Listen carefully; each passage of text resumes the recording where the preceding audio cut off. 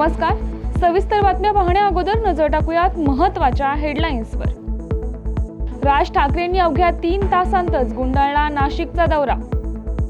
मनोज जरांगेंनी घेतली कसपटे कुटुंबियांची भेट. येरवडा जेलमध्ये कैद्यांना भेटणाऱ्या नातेवाईकांसाठी सुसज्ज प्रतीक्षालय. आणि साताऱ्याच्या खटाव तालुक्यातील सर्वात मोठे येरळवाडी धरण ओव्हरफ्लो. नमस्कार, मी प्रज्ञा आणि आपण पाहताय न्यूज अनकट. महत्त्वाच्या हेडलाईन्स नंतर आता पाहूयात बातम्या विस्ताराने. मागील सलग 2 दौरे रद्द झाल्यानंतर मनसे अध्यक्ष राज ठाकरे हे नाशिकच्या दौऱ्यावर आले होते. परंतु नाशिकमध्ये आल्यानंतर राज ठाकरे यांनी अवघ्या 3 तासातच त्यांचा दौरा आटोपता घेऊन ते मुंबईकडे रवाना झाले. स्थानिक स्वराज्य संस्थांच्या निवडणुकीच्या पार्श्वभूमीवर राज ठाकरेंनी नाशिकमध्ये पदाधिकाऱ्यांचा आढावा घेतल्याची माहिती मनसे नेते दिनकर पाटील यांनी दिली. राज ठाकरे यापूर्वी 15 व 16 मे रोजी नाशिक दौऱ्यावर येणार होते. तोही दौरा रद्द झाला होता. त्यामुळे चर्चांना आता उधाण आले. साहेब आले आणि जी मीटिंग होती, ग्रामीण शहर कोर कमिटीची मीटिंग झाली, सर्व निवडणुकीबाबत चर्चा झाली आणि त्यांचं जे आता मुंबईचं पुन्हा दौरा थोडं त्या साईडला सर पुण्याला जाणार होते साहेब, अचानकच मुंबईला निघाले. मुंबई त्यांचं काही काम होतं अर्जंट, त्यामुळे साहेब अर्जंट कामासाठी मुंबईत काही काम त्यांनी आढावा घेतला. आजचं महापालिका, जिल्हा परिषद, पंचायत समिती याबाबत साहेबांनी आढावा घेतला, सगळ्या सूचना केल्या. त्या पद्धतीने आमची कोर कमिटीची सर्व पदाधिकारी होते आणि काही नवीन पदाधिकारी द्यायचे, त्याबाबतही चांगली चर्चा झाली. पुण्यातील वैष्णवी हगवणे आत्महत्या प्रकरणानं राज्यभरात संतापाची लाट उसळली आहे. या प्रकरणात मराठा आंदोलक मनोज जरांगे यांनी कसपटे कुटुंबियांची त्यांच्या निवासस्थानी सांत्वनपर भेट घेतली. या भेटीनंतर माध्यमांशी बोलताना त्यांनी ही आत्महत्या नसून ठरवून केलेली हत्या असल्याचा दावा केलाय. जरांगे यांनी तपास आणि न्याय प्रक्रियेत पारदर्शकता राहावी म्हणून सरकारी वकिलाची नेमणूक करण्याची मागणी केली. या भेटीदरम्यान मनोज जरांगे यांनी सरकारला ठोस कारवाई करण्याची मागणी केली. इतकी क्रूर घटना घडून आणली त्यांनी, त्यामुळं कसपटे कुटुंबाच्या त्यांच्यासोबत होत आम्ही, त्यांच्या दुःखात पण सहभागी आहेत. त्यांना जिथं मदत लागणार आहे ती पूर्ण ताकदीने या राज्यातले सगळेच बांधव, सगळेच जनता त्यांच्या सोबत आहे. परंतु काय आहे बरं का, हे मॅटरमध्ये स्पष्ट दिसून येत आहे की 5 आरोपी आहेत आणि आणखीन 2 का काय फरार आहे, आणखी 1 का 2 आणखीन फरार आहेत. म्हणजे हे तर एकतर सामूहिक कट आहे, ही 100% हा सामूहिक कट रचून ही हत्या आहे, ही आत्महत्या नाही आहे असं कुटुंबाचं पण म्हणणं आहे आणि प्रथमदर्शनी तसं दिसतंय पण की ती हत्या नसून, आत्महत्या नसून ती हत्या आहे. कारण त्यांच्या अंगावरती प्रचंड वळ आहे, असे फोटोमध्ये सुद्धा आता दिसलंय आणि बघितलंय पण. पुण्यातील येरवडा मध्यवर्ती कारागृहात राज्यभरातून अनेक कैदी शिक्षा भोगत आहेत. त्यांना भेटण्यासाठी नातेवाईक मोठ्या संख्येनं महाराष्ट्राच्या विविध भागातून पुण्यात येत असतात. मात्र आतापर्यंत या नातेवाईकांना जेल बाहेर पावसात भिजत किंवा उन्हात उभं राहावं लागत होतं. त्यांच्यासाठी कोणतीही सुविधा उपलब्ध नव्हती. या पार्श्वभूमीवर पुण्यातील सायबेस सॉफ्टवेअर कंपनीनं सामाजिक बांधिलकीतून पुढाकार घेत सुसज्ज प्रतीक्षालय उभारले. या प्रतीक्षालयात एका वेळी सुमारे 1000 लोक बसू शकतील अशी व्यवस्था करण्यात आली आहे. पुण्यातील येरवडा जेलच्या बाहेर आहोत. या ठिकाणी संपूर्ण महाराष्ट्रातून इथे कैदी येत असतात. त्याचप्रमाणे त्यांना भेटण्यासाठी येथे त्यांचे नातेवाईक येत असतात. पण या नातेवाईकांना पाहायला गेलं तर कोणतीही सोय होत नाही आहे. पण पुण्यातील एका मोठ्या सायबेस या कंपनीने या कैद्यांच्या नातेवाईकांसाठी एक सुविधा किंवा निवारा केंद्र बांधलं आहे. यामध्ये 1000 जणांची कॅपॅसिटी असलेल्या या केंद्रामध्ये त्यांना स्नॅक सेंटर व बसण्याची, राहण्याची सोय केलेली आहे. अत्यंत छान उपक्रम त्यांनी राबवण्यात आलेला आहे. आता पाहण्याजोगं राहील की महाराष्ट्र सरकार व जेल प्रशासन अजून काय काय सुविधा या कैद्यांना किंवा या कैद्याच्या नातेवाईकांना पुरवतात हे पाहण्याजोगं राहील. न्यूज अनकटमधून मी दिनेश वटणे, धन्यवाद. मे महिन्यातच साताऱ्याच्या खटाव तालुक्यातील सर्वात मोठं येरळवाडी धरण सोमवारी सकाळी ओव्हरफ्लो झालंय. धरणात 1.15 TMC पाणीसाठा होऊन सांडव्यावरून येरळा नदी पात्रात विसर्ग सुरू झाल्यानं बळीराजा आनंदलाय. धरणावर अवलंबून असणाऱ्या 8 गावच्या प्रादेशिक नळ पाणी पुरवठा योजना आता सुरळीत सुरू होऊन वडूजसह बहुतांश गावांच्या पिण्याच्या पाण्याची चिंता आता मिटली आहे. इतिहासात पहिल्यांदाच येरळवाडी धरण मे महिन्यात भरल्यानं सांडव्यावरील विसर्ग पाहायला गर्दी होते. यासह बुलेटिनमध्ये घेऊयात एक छोटीशी विश्रांती. कुठेही जाऊ नका, पाहत राहा न्यूज अनकट. 10,000 किलोची झणझणीत पुणेरी मिसळ, 2100 किलोची चमचमीत खिचडी, 8 फुटाचा लांब चटपटीत कबाब. मस्त खा आणि स्वस्त रहा असे म्हणणारे भारतीय खाद्य संस्कृतीचे शिल्पकार जगप्रसिद्ध शेफ श्री विष्णू मनोहरजी लवकरच आपल्या भेटीला येत आहेत अनकट स्पेशल या सत्रात. विश्रांतीनंतर सर्वांचं स्वागत. पाहूयात उर्वरित काही महत्त्वाच्या घडामोडी. रायगड जिल्ह्यात काल दिवसभरात 91.33 मिलीमीटर पावसाची नोंद करण्यात आली आहे. श्रीवर्धन तालुक्यात सुद्धा मोठा पाऊस झाल्यानं येथील अनेक गावांचा संपर्क अजून तुटलेलाच आहे. दिव्यागार भरडखोल रस्ता देखील अद्याप पाण्याखाली आहे. त्यामुळे येथील 10 गावांचा संपर्क अजून तुटलेलाच आहे. जिल्हा प्रशासनाकडून इथल्या नागरिकांना सतर्क राहण्याच्या सूचना देण्यात आल्यात. त्यामुळे पुढे पावसाचा जोर कायम राहिल्यास जनजीवन पूर्णपणे विस्कळीत होण्याची शक्यता आहे.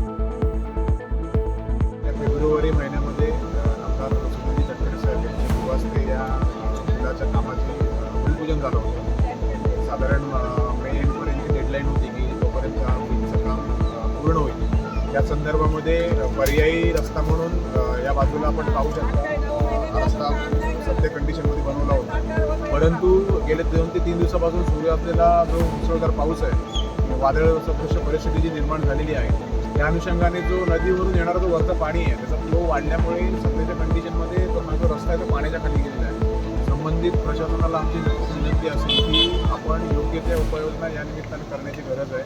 कारण अशा प्रकारे जर या पावसाच्या सुरुवातीच्या पावसामध्ये जर ही परिस्थिती जर या संदर्भीय रस्त्याची असेल तर संपूर्ण अजून 4 महिने पावसाचे जायचे आहेत. जर हा मूळचा महत्त्वाचा रस्ता आहे, कारण या रस्त्यावरून बरेचसे दिव्यागर आणि इतर गावांचा संपर्क आहे आणि हा जर गेल्या 2-3 दिवसांपासून पावसानं लावलेल्या हजेरीमुळे पंढरपूरला पुरानं विळखा घातलाय. पंढरपुरातील चंद्रभागा वाळवंटातील मंदिरालाही पुराच्या पाण्यानं वेढा दिला असून काही मंदिरं पाण्याखाली आहेत. येथील पुंडलिक मंदिरासह दगडी पूल पाण्याखाली गेलाय. चंद्रभागा नदीवरील कोल्हापूर पद्धतीचे असणारे बंधारे देखील पाण्याखाली गेले. भीमा पाटबंधारे विभागाच्या वतीनं नदीकाठच्या नागरिकांना सतर्कतेचा इशारा देण्यात आलाय. पुण्याच्या बारामती तालुक्यामध्ये काल एका दिवसामध्ये मागील 51 वर्षात झाला नाही एवढा पाऊस झाला असल्याचे राज्याचे उपमुख्यमंत्री अजित पवार यांनी म्हटलंय. इंदापूरमध्ये रविवारी दिवसभरात 13 इंच पाऊस झालाय. त्यामुळे बारामती तालुक्यातील शेतीचं मोठं नुकसान झालंय. उपमुख्यमंत्री अजित पवार यांनी बारामती तालुक्यातील झालेल्या नुकसानाची पाहणी केली आहे. शेतकऱ्यांच्या नुकसानीचे पंचनामे करण्यात आले असल्याचे त्यांनी यावेळी म्हटले. झाली 70 नाही रे 51 वर्ष झाली ती इथं आली लग्न होऊन. ती मला सांगत होती, सकाळी मी तिला पण ढेकळवाडी गेलो तेव्हा भेटायला गेलो होतो. ती म्हणली अजित गेल्या 51 वर्षात एवढा पाऊस ठराविक काळात झालेला माझ्या तरी पाण्यात नाही. आम्ही सकाळपासून कलेक्टर प्रांत त्याच्यामध्ये आमचे DYSP PWD इरिगेशन हे सगळे अधिकारी घेऊन मी फिरतोय. काही अधिकाऱ्यांना चीफ ऑफिसर वगैरेंना बारामतीतच थांबवलेलं आहे. त्यांना MIDC वाल्यांना नगरपालिकावाल्यांना काही इतर प्रांत किंवा BDO वगैरे त्यांना तिथं थांबून तिथली कामं करायला सांगितली. यासह बुलेटिनमध्ये घेऊयात एक छोटीशी विश्रांती. पाहत रहा न्यूज अनकट. हम आदमी औरत तो नहीं, लेकिन जख्म दिल पर हमारे भी पड़ते हैं. दिल दुखता है जब कोई तुच्छ नज़रों से हमें देखता है. बिन गलती के भी हर कोई हमें मुजरिम समझता है. बिनती है सबसे, बस हमें थोड़ा सा इंसान समझ लो. मी येत आहे न्यूज अनकटवरती लवकरच. विश्रांतीनंतर सर्वांचं स्वागत. पाहूयात उर्वरित काही महत्त्वाच्या घडामोडी.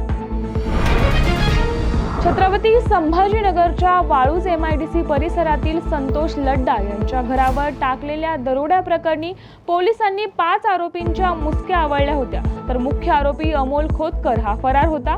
खात्रीलायक माहिती मिळाल्यानंतर पोलिसांनी रात्री 11च्या दरम्यान पोलिसांनी hotel Sai garden lodging and बोर्डिंगच्या ठिकाणी सापळा रचून आरोपींना पकडण्याचा प्रयत्न केला असता आरोपींनी गाडी पोलिसांच्या अंगावर घालण्याचा प्रयत्न केला, तसेच गोळीबार करत एका पोलीस कर्मचाऱ्यालाही जखमी केलं. त्याच प्रत्युत्तर म्हणून आत्मसंरक्षणार्थ पोलिसांनी आरोपीवर गोळीबार करत एन्काउंटर केलाय. MIDC वाळूंज पोलीस स्टेशनमध्ये एक दरोड्याचा गुन्हा दाखल झालेला होता. त्याच्यामध्ये श्री संतोष लड्डा यांच्या बंगल्यावरती रात्रीच्या सुमारास 2 ते 4च्या दरम्यान 6 आरोपींनी येऊन त्यांच्या वॉचमनला बांधून वेपनचा धाक दाखवून त्यांच्या घरातून, कारण की त्यावेळी ते परदेशी बाहेर गेलेले होते, त्यांच्या घरातून जवळपास 5.5 किलो सोनं, त्याचबरोबर 32 किलो चांदी आणि 70,000 रुपयाचा ऐवज हा दरोडा घालून पळून नेलेले होते. या अनुषंगाने क्राईम ब्रँच करून त्याचबरोबर स्थानिक पोलीस स्टेशन, आयुक्तालयातील अधिकारी कर्मचारी यांच्या विविध 10 टीम तयार करण्यात आलेल्या होत्या आणि जे काही इन्फॉर्मेशन होती गुन्हेगारांच्या बाबतीमध्ये, तसेच काही टेक्निकल अनालिसिस आहे. त्याचबरोबर जे CCTV फुटेज आहे, जवळपास 350च्या वर CCTV फुटेज छत्रपती संभाजीनगर, त्याचबरोबर मराठवाड्यातल्या काही जिल्ह्यामध्ये आम्ही तपासलेला होता आणि अनुषंगाने 6 आरोपी जे आहेत त्या गुन्ह्यामध्ये निष्पन्न झालेले होते. त्याच्यापैकी 5 आरोपी हे काल क्राईम ब्रँचने आणि त्यांच्या टीमनी हे पकडलेले होते.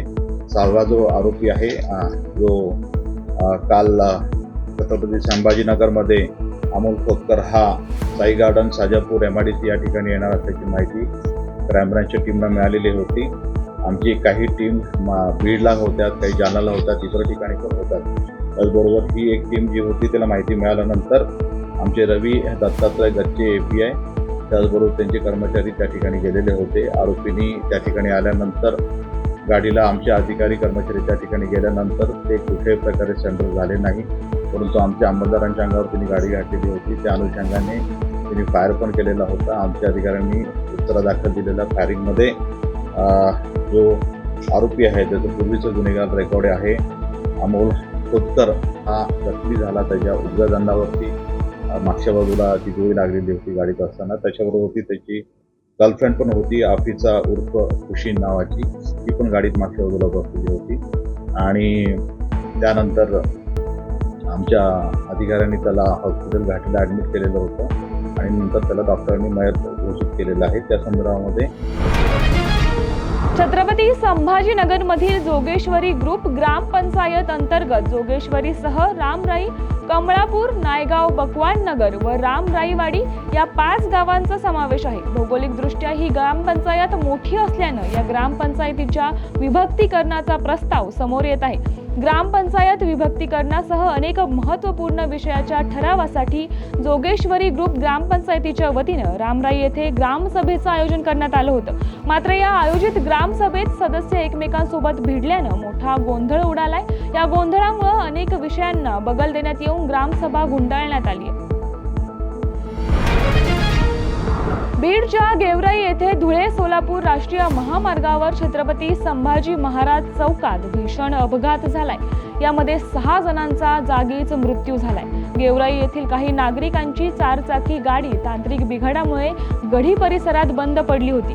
या गाडीला आणण्यासाठी गेलेल्या 6 जणांना भरधाव वेगाने येणाऱ्या कंटेनरनं जोरदार धडक दिली. या धडकेत गाडीचा पूर्णपणे चक्काचूर झाला आणि सर्व 6 जणांचा जागीच मृत्यू झालाय. कंटेनर चालक घटनास्थळावरून फरार झाला असून पोलिसांनी त्याचा शोध घेतलाय. या बातमीसह बुलेटिनमध्ये इथेच थांबूया. पाहत रहा न्यूज अनकट.